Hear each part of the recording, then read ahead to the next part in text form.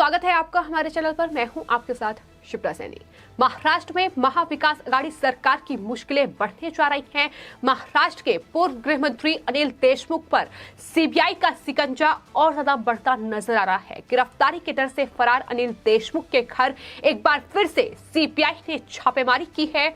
उनके बेटे सलील देशमुख और उनकी पत्नी के खिलाफ गिरफ्तारी वारंट भी सीबीआई ने जारी कर दिया है। तो अनिल देशमुख भी जल्द ही गिरफ्तार होंगे, क्योंकि छानबीन लगातार केंद्रीय जांच एजेंसियों की महाराष्ट्र में जारी है। फिलहाल महाराष्ट्र में उद्धव ठाकरे सरकार पर संकट के बादल मंडराते दिखाई दे रहे हैं। 100 करोड़ की वसूली के मामले में सीबीआई और ईडी की जांच का शिकंजा अब पूर्व गृह मंत्री अनिल देशमुख पर बढ़ता जा रहा है और फिलहाल अनिल देशमुख गिरफ्तारी के डर से फरार है। लेकिन एक बार फिर से सीबीआई, जो कि अनिल देशमुख पर 100 करोड़ की वसूली का आरोप लगा है, और एक बार फिर अनिल देशमुख का जो नागपुर में आवास है उस पर छापेमारी की गई है।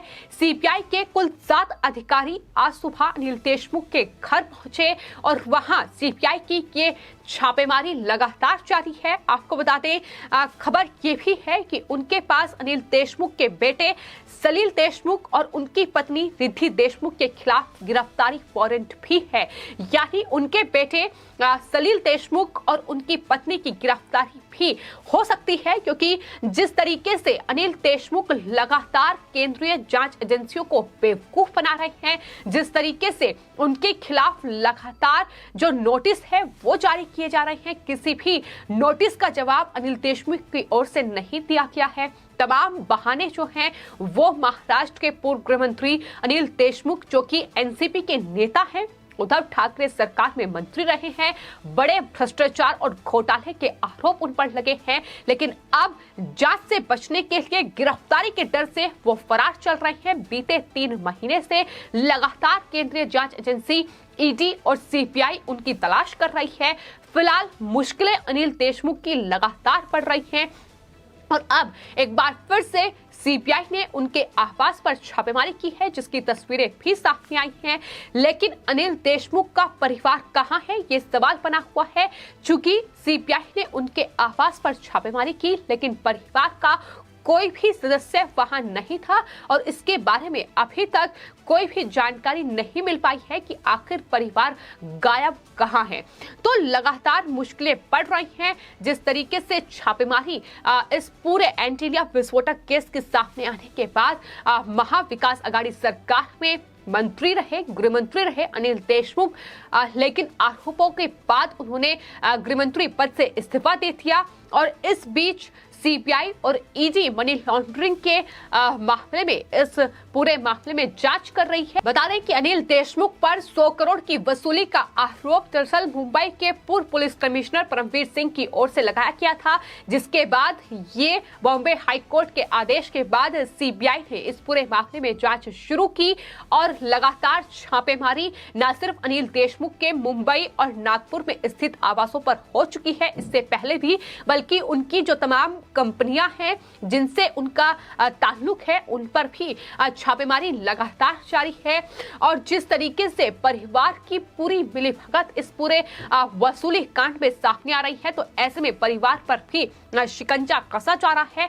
हालांकि अनिल देशमुख को लेकर उद्धव ठाकरे सरकार घिरी हुई है, मुख्यमंत्री उद्धव ठाकरे घिरे हुए हैं, शरद पवार भी घिरे हुए हैं, क्योंकि जो एक तरफ उत्तर प्रदेश में लखीमपुर खीरी हिंसा को लेकर जो बवाल महाराष्ट्र में उद्धव ठाकरे सरकार ने किया है, उस बीच सवाल लगातार ये उठ रहे हैं कि जो उत्तर प्रदेश की पुलिस पर सवाल उठा रहे हैं, सवाल ये उठा रहे हैं कि आखिर क्यों आशीष मिश्रा की गिरफ्तारी नहीं हुई थी। तमाम सवाल उनकी तरफ से उठाए गए, लेकिन अनिल देशमुख, परमवीर सिंह ये कहां है, ये सवाल लगातार महाराष्ट्र की जनता भी पूछ रही है कि उत्तर प्रदेश में राजनीति चमकाने से अच्छा है कि महाराष्ट्र में जिस तरीके से उद्धव ठाकरे सरकार भ्रष्टाचार में लिप्त है, उनके नेता लगातार भ्रष्टाचार कर रहे हैं, ऐसे में उनकी गिरफ्तारी के लिए जो वारंट हैं वो जारी किए जा रहे हैं, लेकिन बावजूद इसके वो लगातार फरार चल रहे हैं। तो गिरफ्तारी उनकी कब होगी, कहां उद्धव ठाकरे ने अनिल देशमुख को छिपाया हुआ है, इसका जवाब उद्धव ठाकरे दे, ये लगातार महाराष्ट्र की जनता भी सवाल कर रही है, क्योंकि प्रियंका चतुर्वेदी से लेकर उदित राज जैसे नेताओं ने लखीमपुर खीरी हिंसा को लेकर वहां गृह राज्य मंत्री को घेरने की पुरजोर कोशिश की, लेकिन खुद अपने राज्य जहां उनकी सरकार है, जहां वो सत्ता में है, वहां क्या हो रहा है इस पर भी उन्हें नजरें डालनी चाहिए, इस पर भी गौर कर लेना चाहिए। ये लगातार देश की जनता जवाब दे रही है। फिलहाल आपको बता दें, ईडी और सीबीआई लगातार महाराष्ट्र में अनिल देशमुख पर शिकंजा कस रही है। और आपको बता दें, ईडी ने मनी लॉन्ड्रिंग के मामले में जो अनिल देशमुख पर जांच कर रही है, उस सिलसिले में 5 बार समन जो है वो अनिल देशमुख को भेजा जा चुका है, लेकिन अनिल देशमुख ने अलग अलग आधारों पर ईडी के सामने पेश होने से साफ इनकार कर दिया। कभी वो कोविड महामारी का बहाना उनकी तरफ से बनाया गया, तो कभी स्वास्थ्य का हवाला देकर, तो कभी कोर्ट का बहाना देकर उनकी तरफ से ईडी के सामने वो पेश नहीं हुए। जिसके बाद आपको बता दें, पिछले हफ्ते मुंबई की एक मेट्रोपॉलिटन मजिस्ट्रेट की अदालत ने अनिल देशमुख के खिलाफ मनी लॉन्ड्रिंग के एक मामले में नोटिस भी जारी किया था, और अब उन्हें 19 नवंबर तक इस पूरे मामले में कोर्ट के सामने पेश होने का निर्देश दिया गया है। क्या अनिल देशमुख 16 नवंबर को कोर्ट में पेश होंगे, इस पर भी सबकी नजरें हैं, क्योंकि ईडी ने ये साफ तौर पर देशमुख को लेकर कहा है। तो चूंकि ईडी के सामने पेश नहीं हो रही है, इसलिए ईडी ने अदालत का रुख किया और समन के बावजूद एजेंसी के सामने वो पेश नहीं हुए। तो फिलहाल जिस तरीके से तमाम हथकंडे जो हैं केंद्रीय जांच एजेंसियां अनिल देशमुख को तलाशने के लिए अपना रही हैं, इतना ही नहीं, आज अनिल देशमुख के खिलाफ वारंट लेकर सीबीआई की टीम अब अनिल देशमुख के नागपुर स्थित घर पर उन्होंने छापेमारी की है। तो फिलहाल गिरफ्तारी वारंट जो है वो जारी हो गया है, और अब अनिल देशमुख की मुश्किलें और ज्यादा बढ़ सकती हैं। लेकिन सबसे बड़ा सवाल यही है कि महाराष्ट्र में उद्धव ठाकरे मुख्यमंत्री हैं, महाविकास आघाड़ी जिसमें 3 पार्टियां सत्ता में हैं, फिर चाहे वो एनसीपी हो, कांग्रेस पार्टी और शिवसेना, लेकिन जिस तरीके से इस पूरी सरकार ने महाराष्ट्र में सिर्फ और सिर्फ भ्रष्टाचार और वसूली के लिए काम किया है, वो कहीं ना कहीं महाराष्ट्र की जनता अब उस सरकार को जवाब दे रही है। तो फिलहाल अनिल देशमुख जो कि महाराष्ट्र सरकार में गृह मंत्री थे, और गृह मंत्री रहते हुए उन्होंने न सिर्फ वसूली 100 करोड़ रुपए की जो वसूली के आरोप लगे हैं, बार, रेस्टोरेंट और तमाम अलग अलग विभागों में ये वसूली उन्होंने सचिन वाजे जैसे अधिकारियों के जरिए की है। और इतना ही नहीं, पुलिस ट्रांसफर पोस्टिंग में भी उन्होंने गड़बड़ी की है, उस पर भी भ्रष्टाचार के आरोप उन पर लगे हैं। तो फिलहाल पूरी महाविकास आघाड़ी सरकार अब महावसूली आघाड़ी सरकार हो गई है, ये बीजेपी लगातार आरोप लगा रही है। लेकिन सबसे बड़ा सवाल यहाँ ये उठ रहा है कि एक तरफ महाराष्ट्र में खुद उद्धव ठाकरे सरकार पर संकट के बादल मंडरा रहे हैं, भ्रष्टाचार में लिप्त है, और लगातार सवाल उन पर उठ रहे हैं। अनिल देशमुख, परमवीर सिंह कहां हैं? वो नेता जो फरार चल रहे हैं, उसका जो पता है वो ईडी को दिया जाए, ये लगातार लोग कह रहे हैं। लेकिन वहीं लखीमपुर खीरी की इस पूरी घटना को लेकर जो महाराष्ट्र में आज बंद बुलाया गया है, और जिस तरीके से इस बंद का आह्वान महाराष्ट्र सरकार यानी उद्धव ठाकरे सरकार की ही ओर से किया गया है।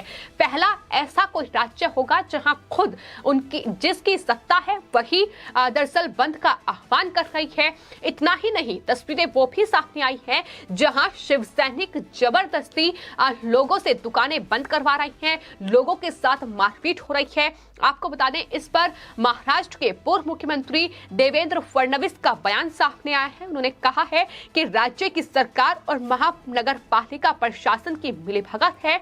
इससे पहले सुप्रीम कोर्ट ने और बॉम्बे हाई कोर्ट ने भी इस प्रकार के बंद पर प्रतिबंध लगाया है। हम मांग करते हैं कि हाई कोर्ट इस पूरे बंद का संज्ञान ले, क्योंकि जाहिर तौर पर जिस तरीके की तस्वीरें सामने आई हैं वो बेहद डराने वाली हैं।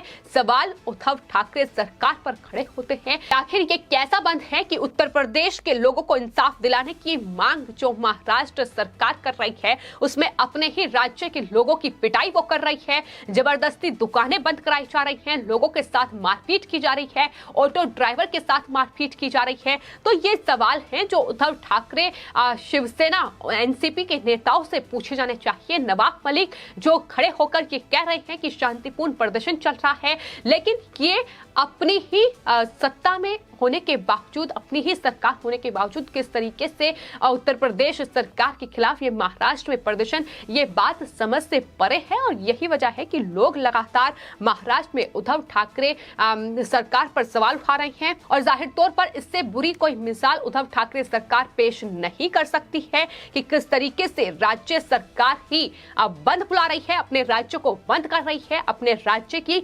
आर्थिक व्यवस्था को कमजोर करने की तमाम कोशिशें उनकी तरफ से की जा रही है। तो ये अपने आप में बेहद दुर्भाग्यपूर्ण है जिस तरीके से आज उद्धव ठाकरे सरकार की ओर से महाराष्ट्र बंद बुलाया गया है और जिस तरीके की मारपीट, गुंडागर्दी इस बंद के बीच की जा रही है। वहां बसों में तोड़फोड़ की जा रही है, आगजनी की जा रही है और लोगों के साथ मारपीट की जा रही है।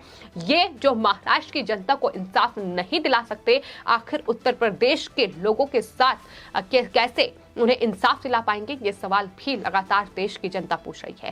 फिलहाल आपकी इस पूरे मामले पर क्या राय है, हमें कमेंट बॉक्स में जरूर लिखें और चैनल को सब्सक्राइब करें। धन्यवाद।